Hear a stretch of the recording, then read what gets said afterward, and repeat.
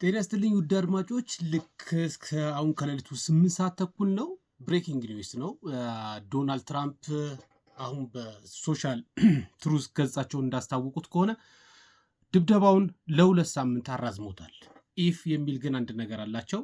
ኢራን የሆርሙዝ ስትሪት ኦፍ ሆርሙዝን ቀጥታ ሙሉ ለሙሉ ከከፈተች እኔ ለ2 ሳምንት ሲስፋይሩን እቀበላለሁ የሚል ነገር ተናግረዋል። ይህ ነገር ምናልባት በኢራን በኩል እስካሁን ተቀባይነት እንዳገኘ ምንም የተገለጸ ነገር የለም። እስካሁን እንግዲህ ድብደባው ሊጀምር ኦልሞስት 30 ደቂቃ ነበር የሚቀረው። ነገር ግን በፓኪስታን በኩል ቀደም ብሎ የተጀመረ የሰላም ሀሳብ ነበረ። ለአሜሪካ የቀረበው የሰላም ሀሳብ ድብደባውን ለ2 ሳምንት እንድታራዝም እና የሲስፋየር እንድታደርግ ተጠይቆ ነበረ። ለኢራን ደግሞ በሙሉ ለሙሉ በስትሪት ኦፍ ሆርሙዝን ለ2 ሳምንት እንድትከፍት የሚል ሀሳብ ቀርቦ ነበር በፓኪስታን በኩል። ነገር ግን የአሜሪካው ፕሬዚዳንት ቀድመው የሰላም ሀሳቡን ተቀብለው ለ2 ሳምንት ድብደባውን አራዝሜዋለሁ ብለዋል። ነገር ግን የኢራን የስትሬት ኦፍ ሆርሙዝን ሙሉ ለሙሉ መክፈት አለባት ብለው ተናግረዋል። ኢራን በበኩሏ አሁን በወጣው ዜና እንደተናገረችው የአሜሪካ ሙሉ ለሙሉ ያቀረብኩትን ባለ 10 ነጥብ የሰላም ሀሳብን መቀበል አለባት። እናም ለዚህም ደግሞ አርብ በፓኪስታን ከአሜሪካ ጋር እነጋገራለሁ ብላለች።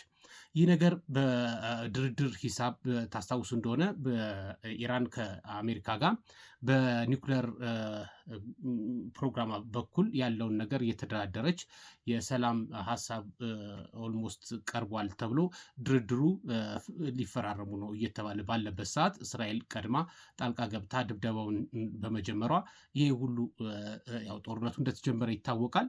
ስለዚህ አሁን ዋናው አሳሳቢው ነገር ምንድን ነው? ምናልባት የማዘናጊያ እንዳይሆን ተብሎ ይፈራል። ምክንያቱም ዛሬ እንደተመለከታችሁት አሁን ኢሜጁ ላይ አሁን በጎን በኩል ማሳያችሁ ነገር ምንድን ነው? የኢራን ህዝብ ዶናልድ ትራምፕ በአጠቃላይ የመሰረተ ልማትን አፈርሳለሁኝ፣ እንደዚሁም ድልድዮችን አፈርሳለሁ፣ የአጠቃላይ የኤሌክትሪክ እና ኢነርጂ ምንጮችንም እንደዚሁ አፈርሳለሁ ብለው በመናገራቸው የኢራን ህዝብ ተሰብስቦ በድልድዮችን በመጠበቅ ላይ ነበረ እጅ ለእጅ ተያይዞ። እንደዚሁም በኤሌክትሪክ ያላትን አንድ በጣም ከኒኩለር ኃይል የሚመነጭ የኤሌክትሪክ ማመንጫ ነበረ። እሱንም ከበው ኢራኖች እየጠበቁ ነበረ። እንደዚህ አይነት ማዘናጊያዎችን እንግዲህ ተጠቅመው ህዝቡን ከዛ ካስወገዱ በኋላ ምናልባት ድብደባ ሊፈጽሙ ይሁን አይታወቅም። እንግዲህ የሰላሙን ሀሳብ ቀድሜ ተቀብያለሁ ብለው ዶናልድ ትራምፕ ተናግረዋል። የሰላም ሀሳቡን መቀበላቸው በጣም ማለት ጥሩ ነገር ነው። ምክንያቱም ለዓለም እንደምታውቁት በስትሬት ኦፍ ሆርሙዝ በመዘጋቱ ኢቭን እኛ ሀገር ላይ የተፈጠረውን ነገር ከነዳጅ አንጻር የምትመለከቱት ነገር ነው። በአጠቃላይ በዓለም ኢኮኖሚ ላይ ከፍተኛ የሆነ ጫና እያሳደሩ ነው። ስለዚህ የስትሬት ኦፍ ሆርሙዝ በዚህ የሰላም ሀሳብ ተስማምተው ከተከፈተ ከፍተኛ እፎይታ ነው ለዓለም ህዝብ፣ እንደዚሁም ደግሞ ለኢራን ህዝብም እንደዚሁ ድብደባው ለ2 ሳምንት ይቆምላቸዋል ማለት ነው። በአሜሪካ በኩል ያለው ነገር ማለት ነው። በእስራኤል በኩል ያለው ነገር ግን ምንም ነገር የለም። እስራኤል ድብደባው እንደምትቀጥል ነው እንትን ያለችው። እንደውም በአንድ ሚዲያዋ ላይ ካውንት ዳውን እያደረገች ነበረ፣ ያው ድብደባው ሊጀመር ነው በሚል ማለት ነው። ስለዚህ በእስራኤል በኩል ይሄ ነገር ብዙም የሚያስደስት ነገር ባይሆንም በኢራን በኩልና ለአሜሪካ ግን ትልቅ የሆነ እፎይታ የሚፈጥር ነገር ነው። ሌላው ከዶናልድ ትራምፕ አንጻር እስከዛሬ ብዙ ነገሮችን እየተናገሩ ነገር ግን በተግባር ባለማዋሉ ከዚህ በኋላ ለሚናገሩት ነገር ከፖለቲካል አንጻር እንዴት ነው የሚታየው? ተቀባይነት አያሳጣቸውም ወይ? ለአሜሪካንንስ ያላትን እንደዚሁ እንደ ሀገር ተቀባይነት እና ተሰሚነት አይቀንሰውም ወይ የሚል ደግሞ በሌላ በኩል አለ ማለት ነው። ይህ ነገር በእውነትም ከሆነ ማለት በፓኪስታን በኩል ያለው ነገር በጣም ትልቅ ድል ነው። ምክንያቱም ሁለቱንም በማስማማት በኩል ማለት ነው።